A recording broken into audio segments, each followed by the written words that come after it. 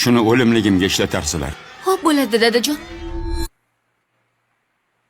Turing, yotavermasdan choyingizni iching. Ha, tinchlikmi? Nima bo'ldi senga? Ertalabdan hojatxona yurganimdan keyin nima bo'lsin? Shunaqa jonimga tegib ketdi. Dadangiz orqasini tozalab yurish. 5 mahal tahorat qiladilar.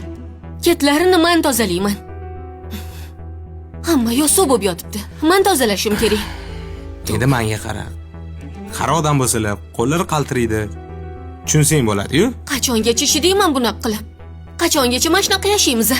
Men sizga nima cho'ramanmi? Abdulla aka, dadajonni undan ko'ra qishloqqa jo'nataylik. Biz ham tinch yashardik.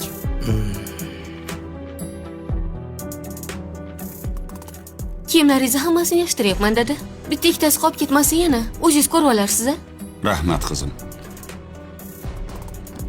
Qizim, mana buni ham soling. Hali bu yerlarga qaytamanmi? Yo'qmi? Xudo biladi. Ha, qizim, yana bir gap. Mana bu omonat. Bu nima? Ozginagina omonat. Umraga boraman deb yiqqan edim. Endi u yerlarga borishga sog'lig'im yetadimi, yo'qmi? Uni Xudo biladi. Shuni o'limligimga ishlatarsizlar. Xo'p bo'ladi, dadajon. Ha, dada.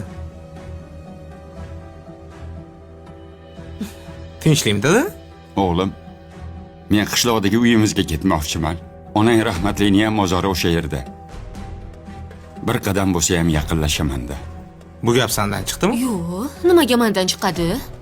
O'zlarini ketgilari keldi. Gapiring o'zingiz, dadajon. O'zingiz aytdingiz-ku.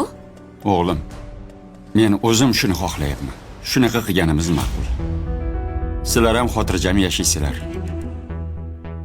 Mayli-ku, dada. Lekin borsiz, u yoqda sizga kim qaraydi? Issiq sovingizdan kim xabar oladi?